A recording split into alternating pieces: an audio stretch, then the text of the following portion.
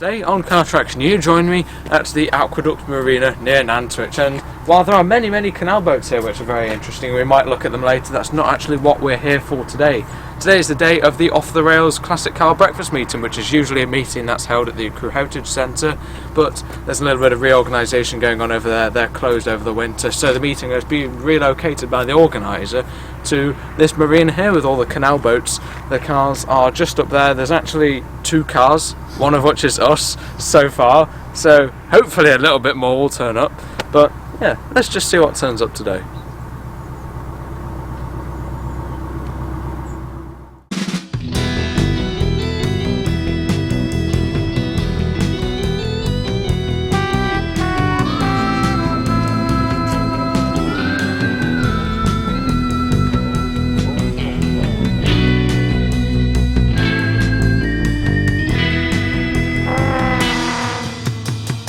Here comes the Vauxhall Sports Hatch Firenza.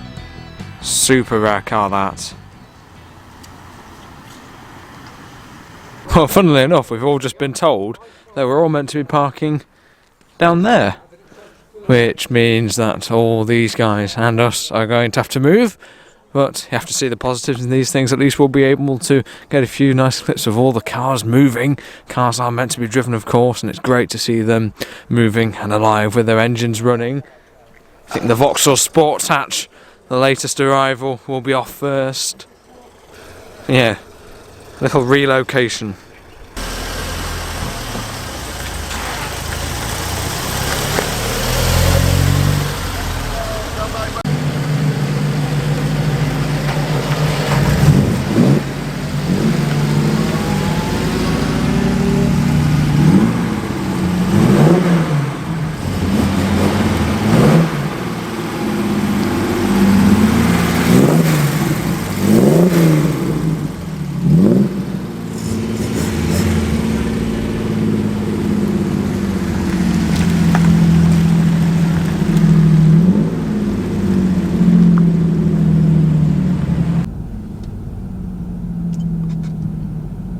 Little convoy.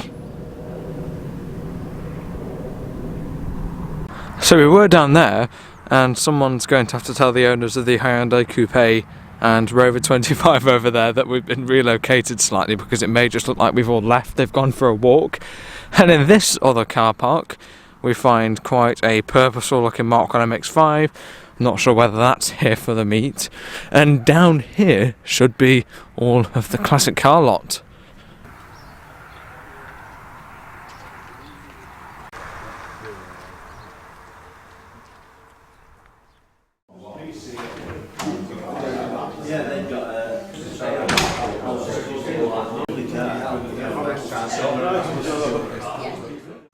So here we are on the end. We'll have a little walk around all of the classic cars and enthusiast cars that are here today.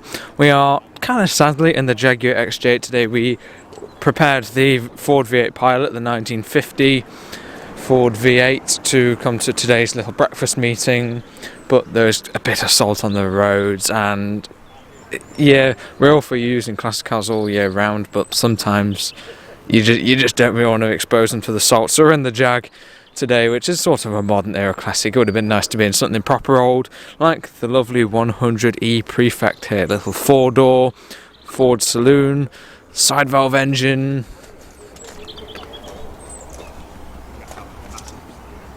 Really practical, usable, maybe even a qualify for a first classic car, that one. Really lovely looking little car, I think. Just next to that is the aforementioned Vauxhall Sports Hatch, Droop Snoop Firenza Estate. Super rare car, probably one of the rarest cars here today.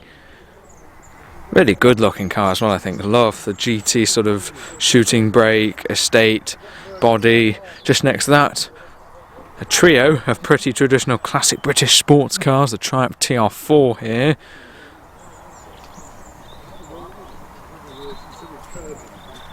And some very large diameter mini light style wheels on this one. This one sounded really nice on the way, and it's great to see this one being used all year round. Next up is Grandad in the MGB GT. That is certainly a car that gets used all year round. Same can be said for the TVR 3000M. I have a feeling this one will soon become irregular to the CarTraction YouTube channel. So there's a fair amount of slightly older era of cars and sports cars here at the off the rails, breakfast car meeting. Let's see what else there is. In front of the lovely old barn we find this MGB Roadster here, a rubber bumper era car. There's a little bit of on the go maintenance here, just cleaning up a spark plug, so hopefully this one will be running well again soon. Note this car also has the Triumph Spitfire with the Ashley GT hardtop, which we see quite often on the channel. I think we're just cleaning up a spark plug or something. Nothing too bad, hopefully. There's many joys of classic cars. So I've had to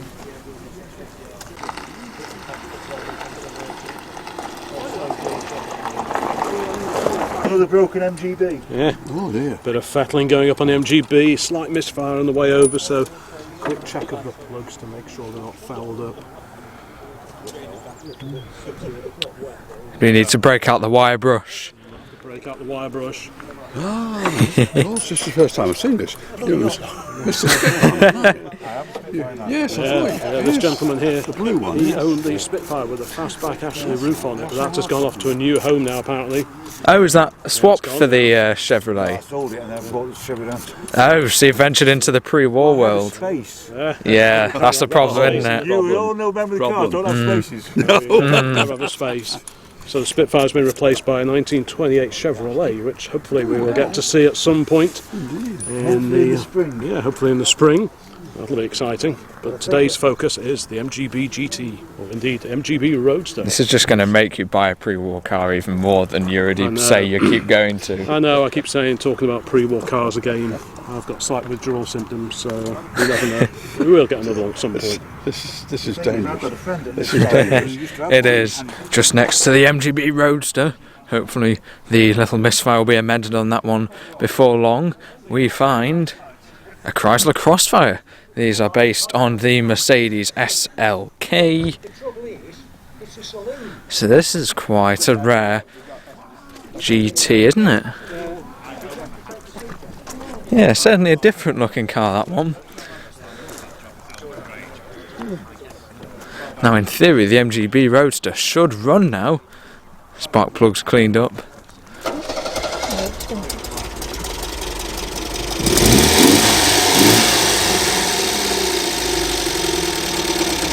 Well, that's the MGB going again. It doesn't sound like it's running absolutely perfectly, but at least it is all working relatively okay. Judging by the sound of the engine and maybe the exhaust, maybe running a little bit rich. Grandad was saying, because he owns an MGB, that these air cleaners here, while they are original, makes it quite hard to adjust these SU carburetors.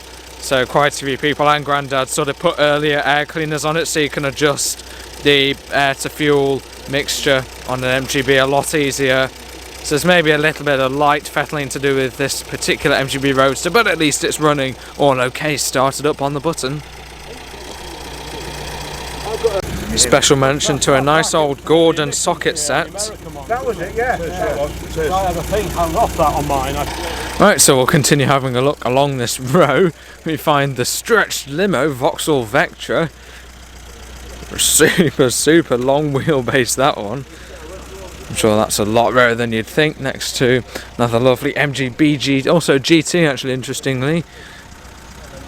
Another recessed grille model, about 71 or 73.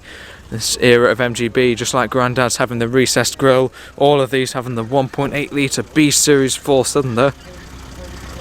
I can hear the burble of a V8 motor. What will it be? It will be a Ford, is it? Long wheelbase pickup.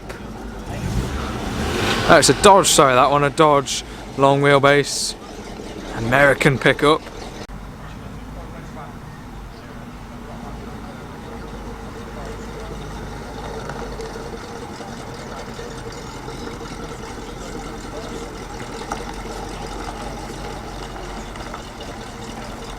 On On the end of this row, the Hyundai Coupe and the Rover 25.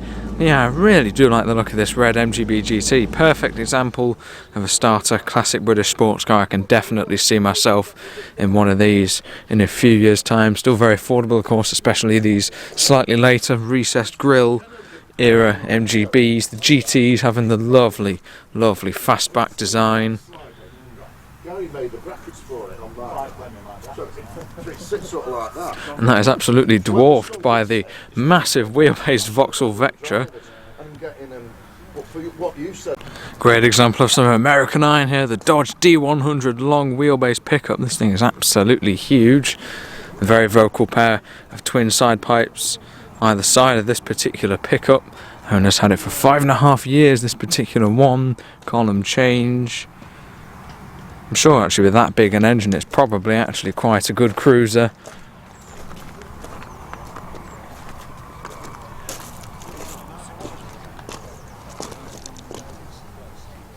Slightly more modern car corner here. That's a good looking car in blue, isn't it? The Mercedes SL400. Couple more MGs here.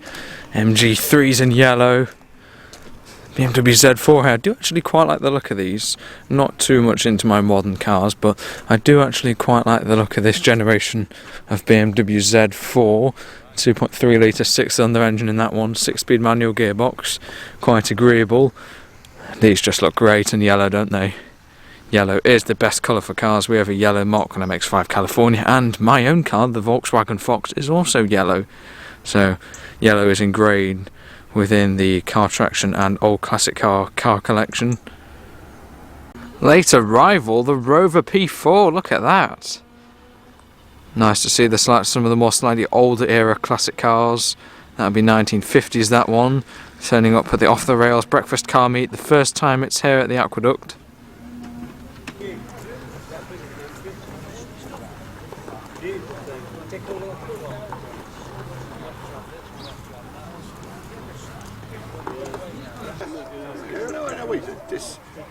So you based here then? Yeah, I live now, so it's my Oh, it's your place? it's my place, yeah.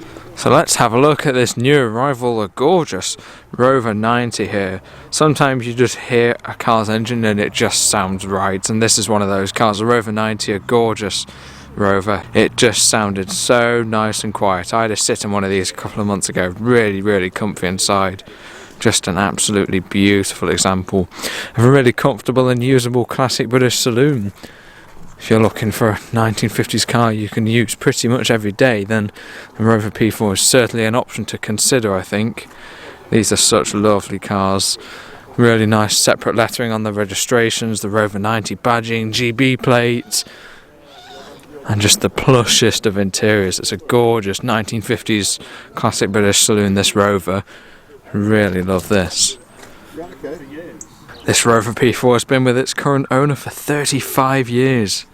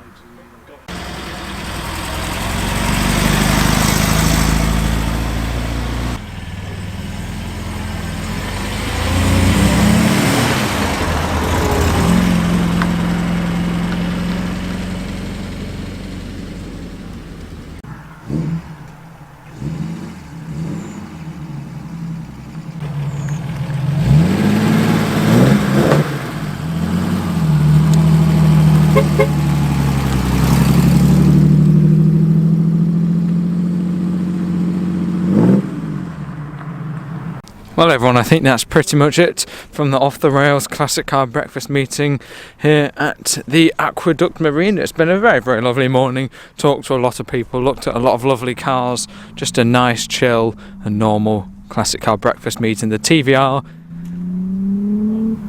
is making a wonderful sound as it leaves. Lovely, lovely 3000M.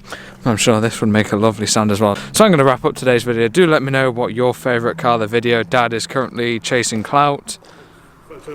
Stop trying to get famous. Honestly, this guy thinks he can get on CarTraction. Tut tut.